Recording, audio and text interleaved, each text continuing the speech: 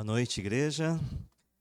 É um privilégio muito grande estar aqui com os irmãos nessa noite. Ah, eu gostaria de, nessa noite,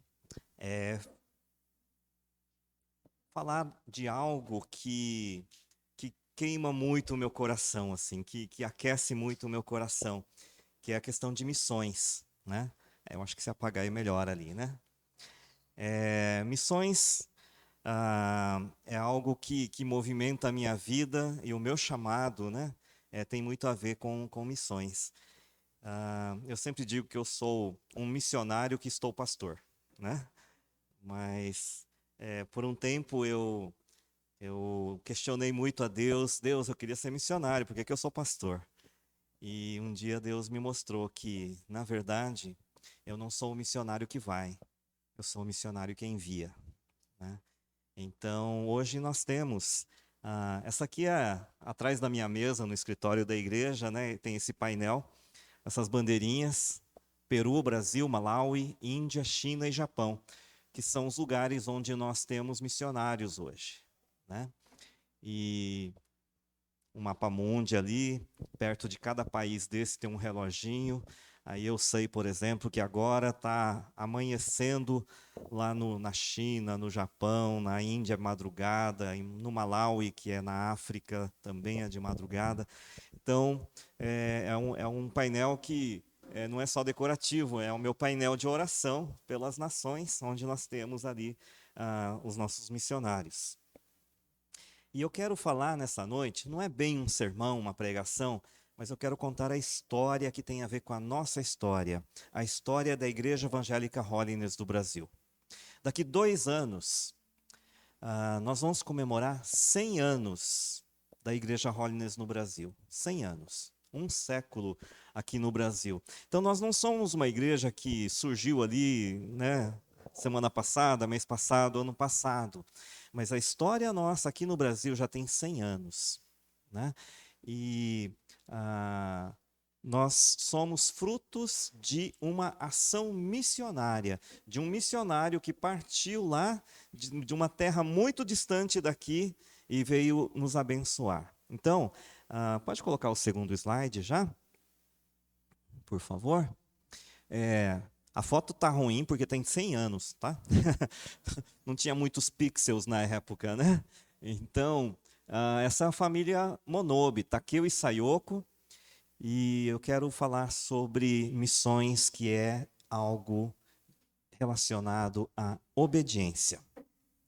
No dia 15 de julho de 1925, o pastor Takeo Monobi, aquele que está lá em cima, né, ele desembarcou no Porto de Santos. E é por isso que nós comemoramos no dia 15 de julho o dia da Holiness, né? Então, se vocês lembrarem, no dia 15 de julho agora, lembrar desse momento, agradecer a Deus, fazer um culto missionário. A gente está preparando, viu, pastor Fábio, um kit para enviar para as igrejas para esse dia. Tá? Espero que dê tempo, né? Porque já está meio em cima, assim, mas a gente tem um pessoal trabalhando com vídeos dos nossos missionários no campo, tudo isso, tá? Para poder comemorar. Bom, pode mostrar o outro slide, que é a capa de um livro, Monobi, Da Morte para a Vida, né? Um missionário japonês no Brasil na década de 20. Esse livro está disponível no site da nossa denominação, quem quiser adquirir, e conta a história do Takeo Monobi. E algo interessante na vida dele, né? Esse pastor Monobi, ele morava perto de um porto. E era um dos portos do Japão onde saíam os imigrantes para o outro lado do mundo, que era o Brasil, né? Então, na década de 20, aliás, desde de 1900 e pouco, né, começou uma onda de imigração para o Brasil. Isso porque, antes de virem para o Brasil, eles iam para os Estados Unidos, mas os Estados Unidos fecharam os portos para os japoneses. Então, a outra opção era o Peru ou o Brasil. Então, muitos e muitos navios saíam dos portos no Japão em direção ao Brasil. E era uma cena muito triste, porque geralmente não vinha toda a família, vinha parte da família. Muitas vezes o pai ia na frente com os filhos mais velhos, e depois a esposa ia com os filhos mais novos, alguma coisa assim. E era um momento de despedida muito, muito triste, né? Muitos estavam indo para o outro lado do mundo, aliás, todos estavam partindo para o outro lado do mundo e não sabia nem que língua que era falada lá, né? Então eles não sabiam nem que língua que era falada aqui. Eles não sabiam, chegando aqui, não saberiam se comunicar, não saberiam. Será que eu vou conseguir comprar comida, por exemplo, né? Então, são umas preocupações, né? Quando você viaja pelo mundo, aí você tem que saber duas coisas: perguntar onde é o banheiro e como é que pede comida, né? Então, são coisas assim, mas nem isso, nada, eles não sabiam, né? E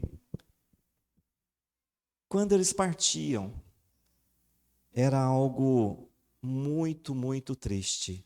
Quer colocar o outro slide? Tá meio difícil de ver, mas tem uma névoa branca ali e tal. Aqui também dá para ver alguma coisa. Umas fitas. Essas fitas são serpentinas. Serpentinas, aquele rolinho de papel, né? E o que acontecia? Quem estava no navio lançava a serpentina para os parentes que estavam lá no porto, embaixo.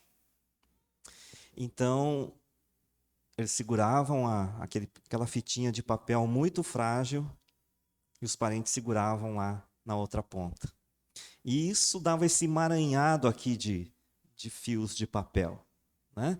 Quem ia viajar no navio e a família aqui embaixo. Eu não sei se eu coloquei uma outra imagem sobre isso. Vê se tem aí. Ah, tá aí. Essa é uma foto que eu achei outro dia. Essa aqui não é 1925, isso aqui é 1960. Eu estou sem um pointer aqui. Aquela senhora lá é minha mãe. E no colo está o meu irmão do meio. As fitas. Os parentes embaixo. Minha mãe ainda veio, meu pai, minha mãe e meus dois irmãos. Por que esse momento era difícil? Quando o navio partia, a fita se arrebentava. E era um momento de muito choro, de muita incerteza. Muitos não sabiam se iam encontrar de novo aqueles parentes.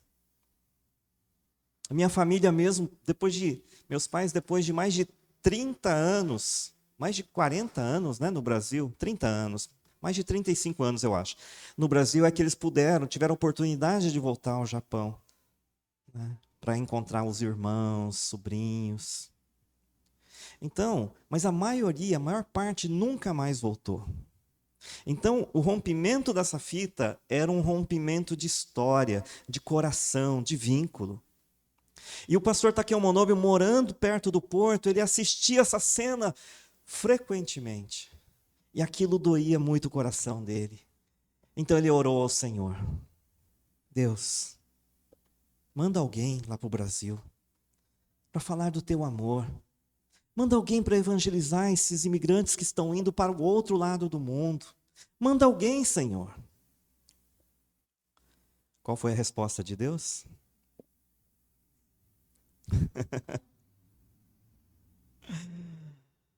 Sua visão, sua missão, né? Vai você, Takeo. E tem muito a ver com isso mesmo. Sabe, se é você, se Deus está colocando em você alguma coisa aqui em Três Lagoas mesmo, né? Algo, tem que ser feito alguma coisa, nós precisamos alcançar aquele bairro, aquela família, né? Não vai transferir isso para o pastor, é sua missão, Deus colocou no teu coração, né? Depois você pode até levar o pastor lá junto, né? Mas assim, é a sua missão, Deus colocou no seu coração. E o Takeo Monobe falou assim: Deus, se o Senhor quer que eu vá, então estou pronto. E eu vou. E ele consultou a sua esposa. E a esposa, Dona Sayoko, respondeu o seguinte: se isso é ordem de Deus, obedeceremos. Olha que papel importante da esposa. Nós vamos obedecer, Takeo. Deus está falando ao seu coração. Não importa qual seja a missão, nós vamos obedecer. O casal tinha uma filha de 4 anos e um filho de 2 anos na época. E Dona Sayoko disse o seguinte: eu me casei para ser auxiliadora dele e me consagrei para servir a Deus no trabalho de evangelização. Assim, o casal Monobe se apresentou à liderança da igreja lá no Japão e falaram assim: olha, nós estamos dispostos a ir para o Brasil como missionários para alcançar este povo. Monobe veio sozinho em 15 de julho. Depois de 1 ano e meio, Dona Sayoko veio, né? Porque com criança não tinha lugar para morar, não tinha nada, né? Então ele ajeitou tudo e aí, depois de 1 ano e meio, eles vieram. Foram 5 anos de trabalho muito duro, muito duro. Ele chegou em 1925. Pode mudar o slide? Dá mais um clique. Isso.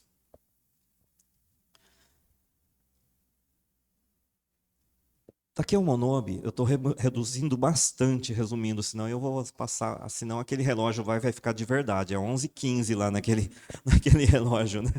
Na verdade são 6h45 agora. Então, foram 5 anos de trabalho muito duro. Mas só 5 anos? Takeo Monobe, ele sobreviveu por 5 anos aqui no Brasil.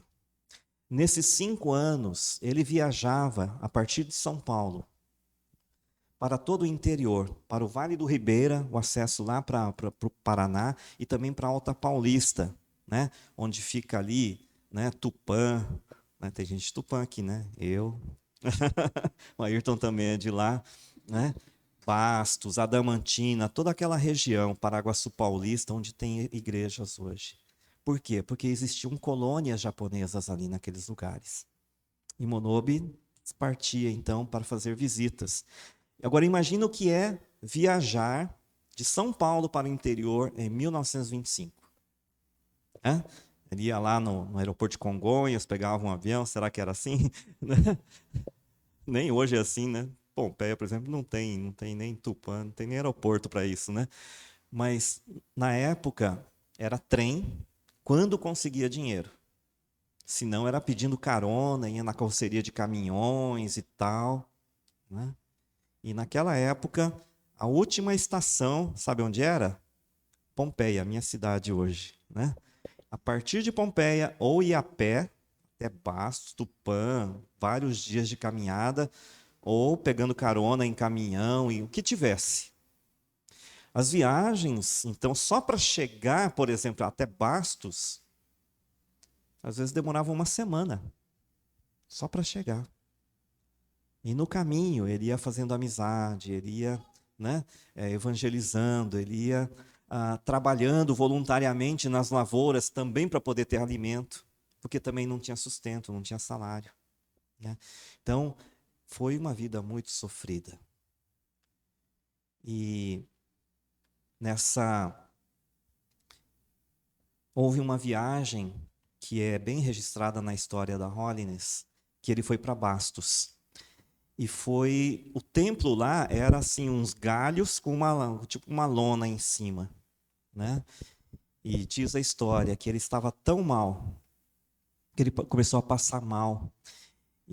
Mas ele prometeu para aquela igreja lá em Bastos: eu vou voltar, né?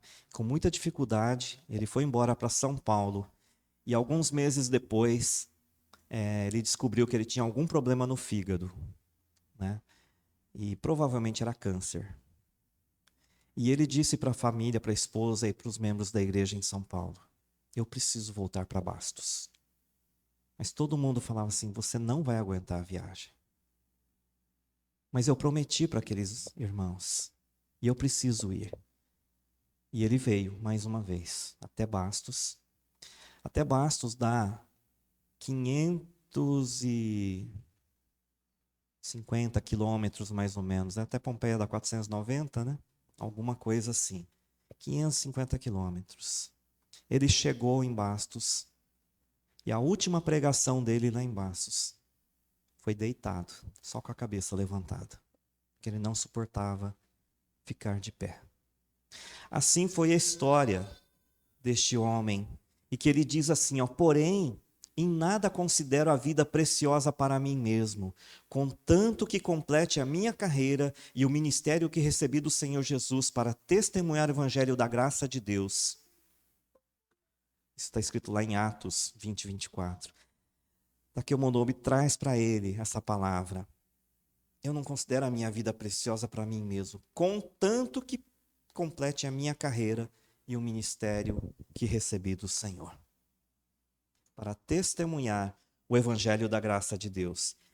E ele continuava a sua oração: Senhor, trabalhei escassos 5 anos, eu, um servo frágil e tão limitado. Perdoe-me, Senhor. Com um trabalho de 5 anos,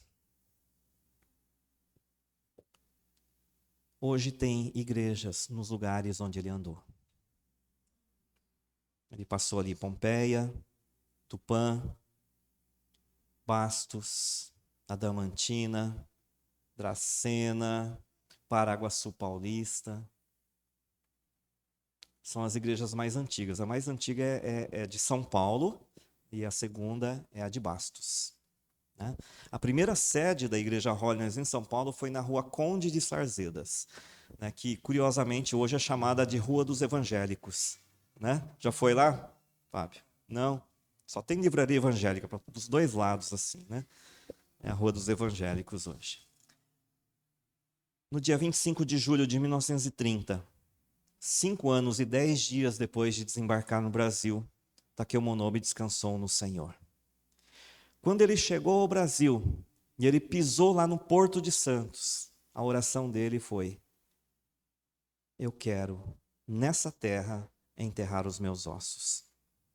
E por isso, os ossos dele não foram enviados para o Japão, estão enterrados em São Paulo. Né? Nós temos um jazigo lá, se não me engano, no Cemitério da Paz, né, em São Paulo. O outro slide, por favor. Oswald Smith é um missiólogo. E ele diz o seguinte: missões se faz com os pés que vão, com os joelhos dos que ficam e com as mãos dos que contribuem. Quando a gente olha para essa palavra missões, né, que é quando os missionários se deslocam de um lugar para o outro, eu sempre digo que isso não é uma questão apenas geográfica. Não é apenas uma questão de ultrapassar os mares, de ultrapassar as fronteiras. É uma questão de obediência. E a obediência missionária independe se a fronteira é 5.000 quilômetros daqui ou se é um muro com o vizinho. É a obediência missionária. No momento, eu sou diretor de missões da nossa denominação. E eu tenho um conceito, né? Eu estudei missiologia. E o meu conceito é que todos nós somos missionários. Todos nós. Alguns foram separados para irem a lugares específicos. E é por isso que nós temos missionários enviados naqueles lugares, né? No Peru, no Malaui, na Índia, na China, no Japão. E aqui no Brasil também nós temos lá no Nordeste. Então, alguns foram chamados e separados para serem enviados especificamente. Mas todos nós temos uma missão. Todos nós somos chamados por Deus para sermos testemunhas dele. Para sermos os porta-vozes dele. Esse é um chamado que todos nós cristãos temos. Quando Oswald Smith fala essa frase, Eu pergunto, qual que é a parte da igreja?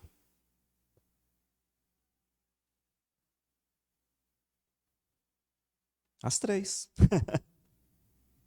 As três. Tem a ver conosco, né? Ah, nós somos também aqueles que vamos, nem que seja na casa da vizinha, nem que seja no bairro vizinho, nem que seja na cidade vizinha. Mas nós somos sim aqueles que, né, que os pés vão, com os joelhos dos que ficam. Todos nós oramos e devemos orar por missões e pelas mãos que contribuem. E eu sei que essa igreja separa a oferta de um domingo por mês para missões. Então vocês fazem parte disso. Vocês estão sustentando missionários do outro lado do mundo. E isso é fantástico. Não pode passar mais um, por favor? Pode passar mais um, por favor? Nós fomos comissionados por Jesus. Jesus diz assim, ó. Novamente, Jesus disse: paz seja com vocês. Assim como o Pai me enviou, eu os envio. É bem claro isso, né? Jesus está falando, Deus, o Pai, me enviou e eu os envio.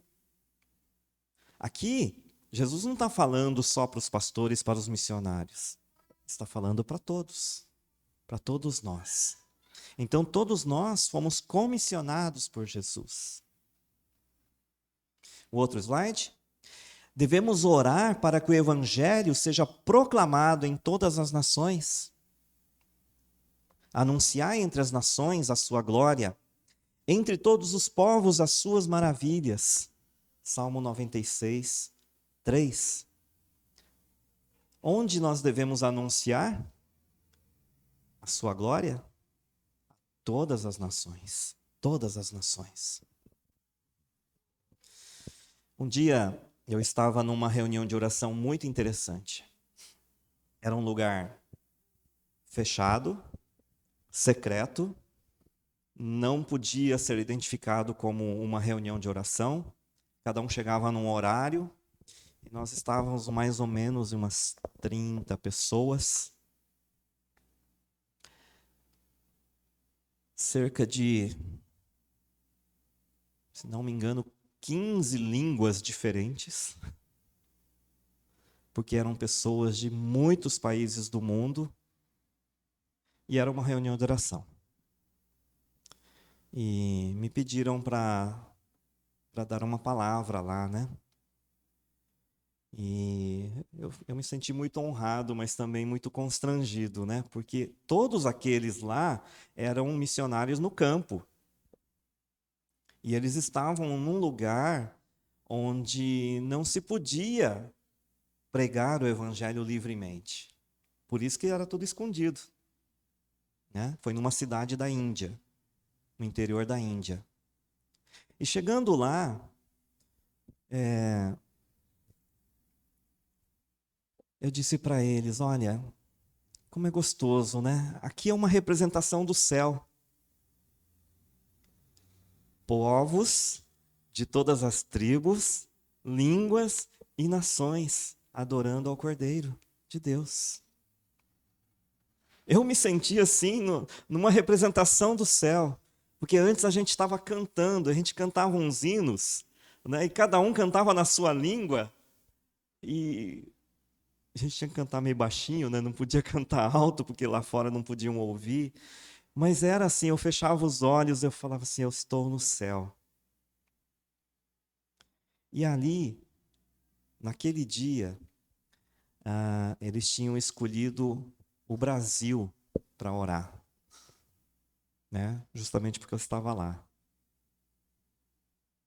Gente, lá na Índia, gente da Inglaterra, dos Estados Unidos, da Coreia, do Japão, da Espanha, do Chile, do Brasil, todo lugar. E vários nativos indianos. Eles lá orando por nós aqui. E nós, podemos orar por eles lá. Então, talvez muitos de vocês aqui nunca vão colocar os pés num campo missionário como esse. Mas vocês podem colocar os joelhos todos os dias no campo missionário. Todos os dias. Orem pelos missionários. Orem por eles. Eu queria até fazer um parênteses aqui, pastor Fábio. Um pedido especial pela igreja na Índia. Nós recebemos uns comunicados do Josué. E há uma região que está havendo perseguição. A Índia, se você procurar no mapa, o mapa da Índia parece a América do Sul, assim, o desenho, porque ele é largo em cima e vai afinando para baixo. Tipo o Brasil também. Só que no Nordeste tem um lugar que afina e depois cresce um pouquinho, tem 2 estados lá. Nagaland e Manipur. Manipur é onde está acontecendo uma perseguição hoje. Até 8 dias atrás, mais de 230 igrejas haviam sido queimadas e destruídas. Igrejas das mais diversas denominações, batistas, luteranas, inclusive 3 templos católicos também. 230 templos incendiados e destruídos. Eu entrei no site de Missão Portas Abertas, você pode pesquisar depois, Missão Portas Abertas, e já são mais de 23 mil pessoas, cristãos, desabrigados. Eles chamam de deslocados. É uma linguagem de guerra.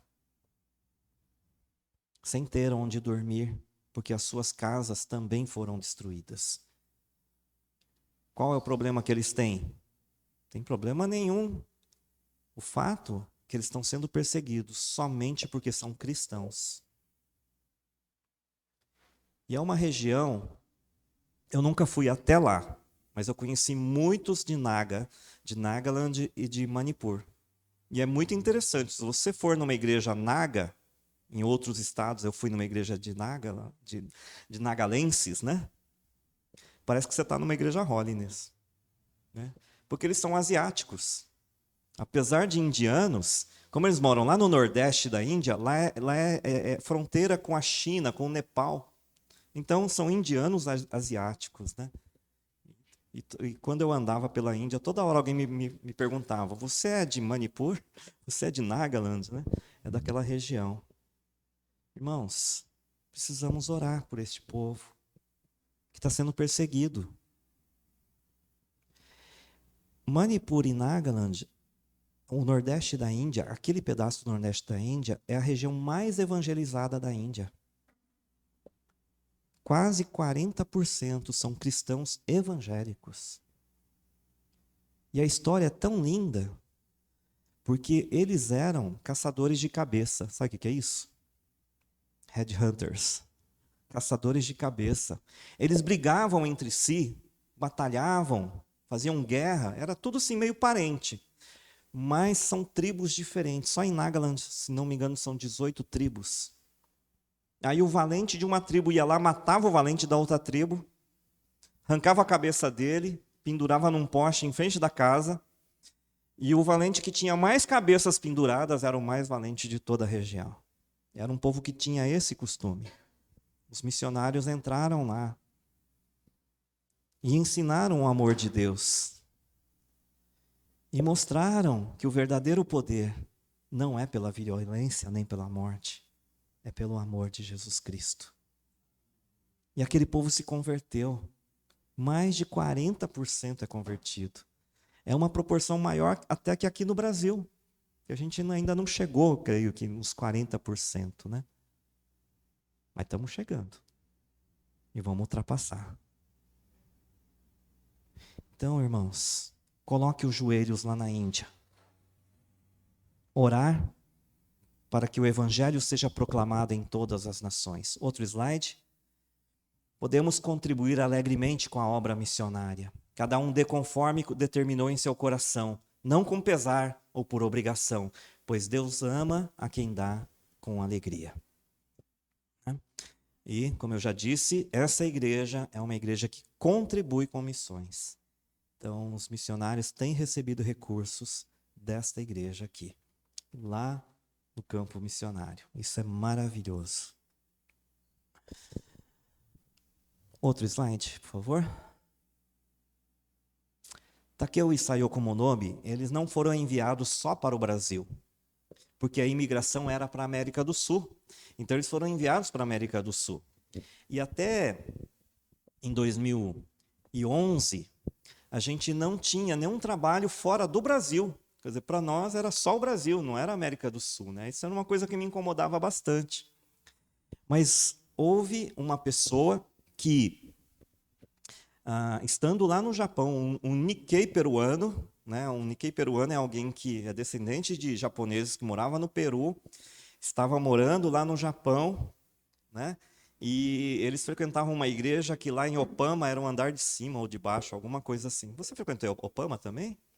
Você lembra do grupo de peruanos? Você conheceu o Francis lá? Ah, sim. É esse cara que eu estou falando. E houve um problema na igreja dele no Peru e aquele trabalho lá no Japão acabou. E o Francis pediu para congregar na Holiness, né? Era só descer no andar de baixo, né? Eu acho, alguma coisa assim, né?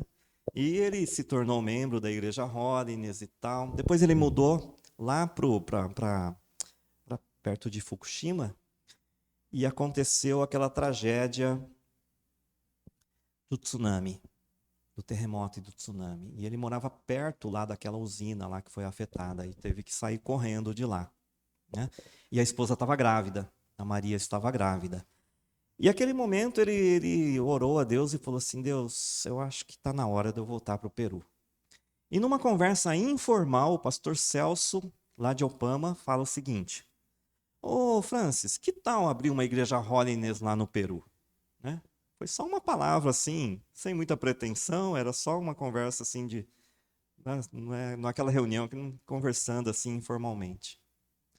Mas essa palavra entrou no coração do Francis e ele disse que por causa do tsunami foi muito difícil ele conseguir voltar até o Peru. Ele teve que fazer algumas conexões assim muito estranhas, né? Porque o tsunami não atingiu só o Japão, né? O Sudeste Asiático foi atingido. E ele demorou quase uma semana para chegar ao Peru. E nessa viagem, orando e conversando com a Maria, eles tiveram a plena convicção de que essa era a missão de vida deles.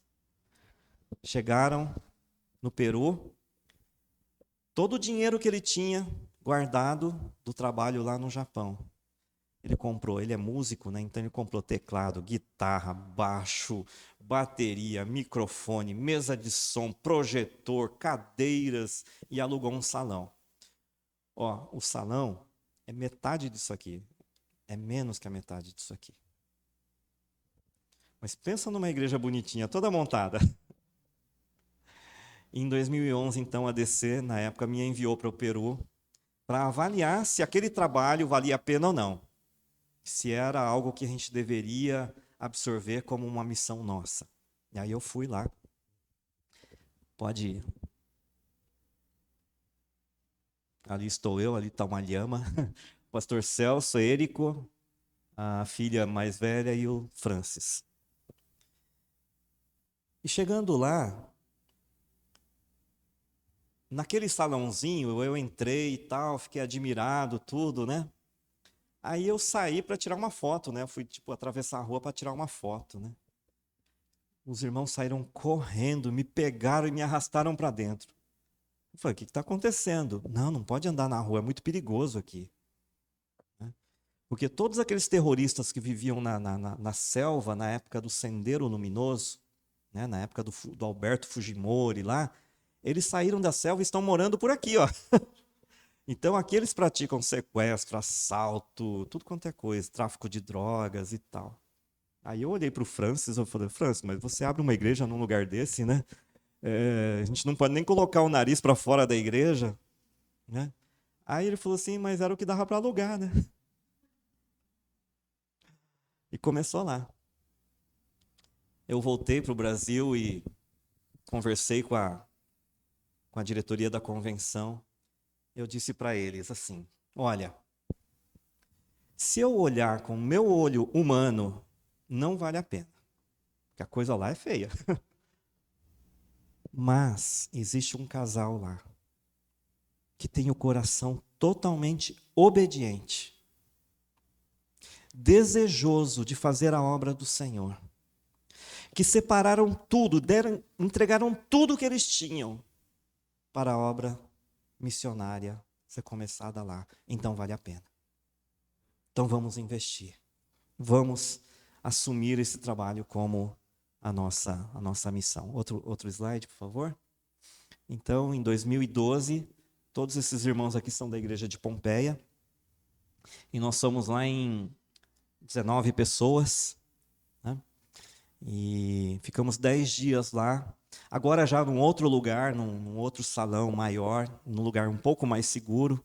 Apesar que na primeira noite alguém já começou a gritar: ladrão, ladrão. Estava acontecendo um assalto lá embaixo, né? Mas assim, não aconteceu nada demais com a gente, né? Mesmo porque a gente tinha um gigante lá, que era um nosso segurança, né? Então, e aí, né, no ano de 2011, 2012, a igreja de Pompeia sustentou aquele trabalho. Porque só foi possível oficializar, o outro slide, em 2013. Né? Então, por 2 anos, a igreja de Pompeia sustentou o trabalho lá, 100%. Né? Mas em 2013, então, a gente fez a oficialização de la Misión Cristiana Holiness de Peru. E foi assim um momento extremamente especial, porque esse momento representa um momento em que a gente estava ampliando o trabalho de Takeo Monobe, partindo para a América do Sul, né? Então a gente tem mais um país agora sendo alcançado. Amém. Por que eu estou? Pode avançar? Por que eu contei essas histórias? Porque a missão continua e você faz parte disso. Existem ainda muitos lugares a serem alcançados, mas existe uma Três Lagoas a ser alcançada também. E vocês são os missionários aqui nessa terra. E a coisa só vai caminhar, né? A coisa caminha quando pessoas obedecem ao chamado missionário e começam a fazer o seu trabalho de evangelizar um amigo, um vizinho, um colega, um parente, né? E traz aqui para a igreja, se não consegue falar, traz aqui para alguém falar, né? Aí o pastor fala, se trouxer aqui, o pastor fala também, né? Então, e também, já falei na reunião, a gente está planejando fornecer para as igrejas materiais de evangelismo, né? Então, nós estamos perto do nosso centenário aqui no Brasil. Cerca de 40 igrejas constituídas. Mas temos muito o que fazer ainda. Existe uma missão muito grande. Nosso amigo Josué lá da Índia, ele fala assim que missões é uma tarefa inacabada. Ou seja, não está terminada ainda. Né? Então a gente precisa de muitos obreiros. A gente precisa de pessoas que estão dispostas a botar a mão no arado a cada dia para que a missão seja cumprida. Eu queria terminar com o último slide, que é do Dr. Russell Shedd. Dr. Shedd, no final da sua vida, ele fala sobre o triunfo. E às vezes a gente acha que triunfo é uma coisa muito bela, muito bonita, mas triunfo de verdade é isso aí que o Dr. Shedd escreveu. E isso mostra um pouco da vida do Takeo Monobe, do primeiro missionário nosso. Isso mostra muito que os nossos missionários hoje vivem pelo mundo. Quando nós fomos lá no Peru, a gente ia ficar na igreja, ia cozinhar lá e tal, e tinha que comprar as coisas, a gente percebeu que a igreja não tinha geladeira. Mas assim, a gente tinha feito uma boa arrecadação, então, vamos comprar uma geladeira para a igreja então. Alguém perguntou assim, tá, vai ter geladeira na igreja, mas será que o missionário tem geladeira? A maioria pensou assim, todo mundo tem geladeira. Mas aquilo começou a incomodar, né, aquela pergunta. Aí a gente mandou a Nami e mais uma pessoa, foi a Josi? As espiãs lá na casa do missionário.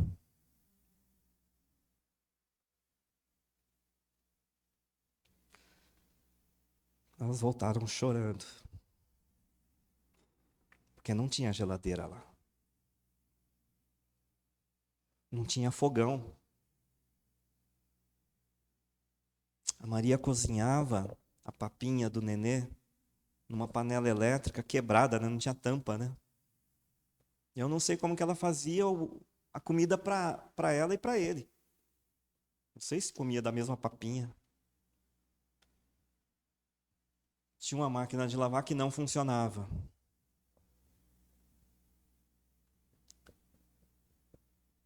A única coisa montada era a sala. Tinha um sofá, por quê? Para receber os irmãos da igreja. Tinha um sofá e tinha uma TV que ele tinha trazido do Japão. E um computador também que ele tinha trazido do Japão. Não tinha roupa de cama na cama deles. Só tinha lençol no bercinho do nenê.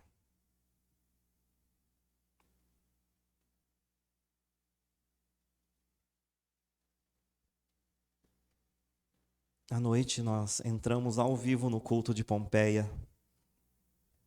Nem lembro que programa que a gente usava naquela época, acho que era o Skype. E falamos para a igreja de Pompeia, olha, a situação assim, é assim, assim, assim. A igreja então levantou uma oferta e falou para a gente, olha, tem tanto aí para gastar, pode comprar as coisas. E aí a gente já estava quase voltando, né? Já era nos últimos dias. Então a gente pôde ir. Eu fui numa loja lá e eu falei assim, eu quero levar isso aqui, isso aqui, isso aqui, isso aqui. Ele falou, tá bom, semana que vem eu entrego. Não, eu vou levar agora. Eu quero colocar, eu vou alugar um caminhão ali fora, vocês vão colocar em cima desse caminhão. Né? E conseguimos fazer isso, levamos lá. E aí a Josi, que foi com a Nami lá, ela é arquiteta. A gente fez como que era o nome daquele programa lá? Esqueci, né? Tinha um programa na TV que falava um extreme makeover, né?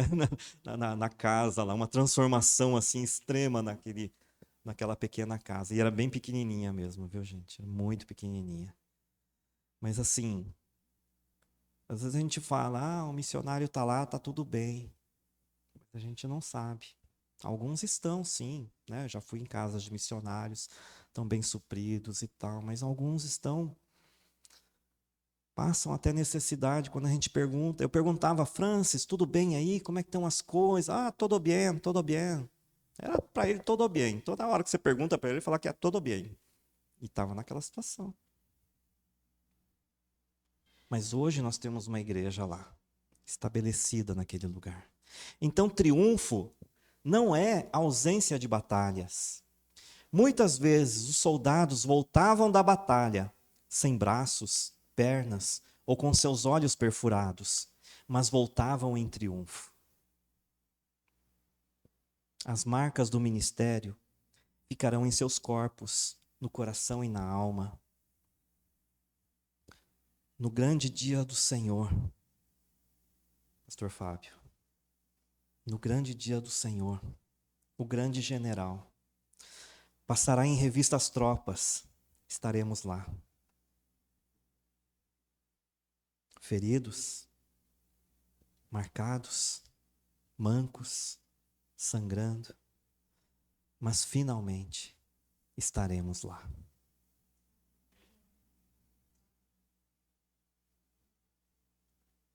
Hoje a gente ouve tantas pregações triunfalistas, que só pregam que você vai ficar rico, que vai ficar bem, que está tudo certo. Jesus disse: no mundo vocês vão passar por aflições, mas tende bom ânimo, eu venci o mundo.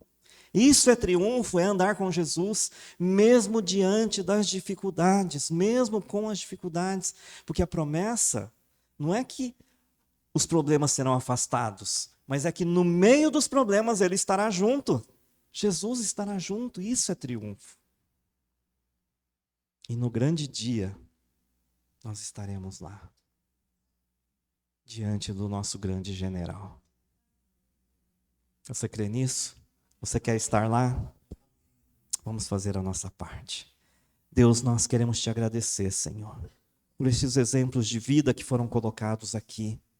Não são meras histórias de pessoas que não existem, mas são histórias reais, de pessoas que verdadeiramente experimentaram e têm experimentado um triunfo diante do Senhor, em meio a batalhas, em meio a ferimentos, mas mantendo-se fiéis. Ó Deus, nós oramos e pedimos para que o Senhor cuide de cada missionário. Que o Senhor abençoe, Senhor, e guarde, e haja com misericórdia por aqueles irmãos nossos lá da Índia, que estão fora de casa, sem saber onde vão dormir. Ó Deus, dá a eles, ó Senhor, uma noite de descanso, dê a eles o alimento que eles necessitam, Senhor. E a cada um de nós aqui, ó Deus, dá-nos a coragem para obedecer. Dá-nos a disposição de dizer: eis-me aqui. Ó Senhor, e que dessa forma a tua igreja aqui em Três Lagoas possa crescer e prevalecer. É o que nós oramos, ó Senhor, no nome de Jesus. Amém. Amém.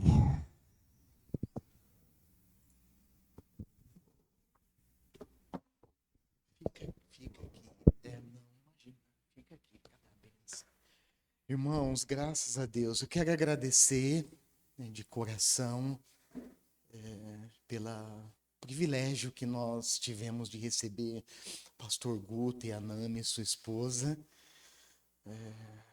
e passamos um tempo juntos hoje, almoçamos juntos, tivemos reunião e agora tivemos o privilégio de ouvi-lo no culto. Então é uma alegria imensa. Eu quero agradecer no meu nome, no nome da minha família e no nome de toda a igreja de Três Lagoas. E quero pedir que ele ore, nos dê a bênção final. Os avisos da semana serão publicados no grupo, tá bom, da igreja, e os irmãos fiquem atentos lá. Obrigado, viu, pastor? Vamos colocar de pé. Que a graça do nosso Senhor Jesus Cristo, o amor de Deus o Pai, a comunhão, a consolação, o poder e a unção do Espírito Santo esteja com cada um de vocês e com todo o povo de Deus, desde agora e para sempre. Amém. Amém. Deus abençoe.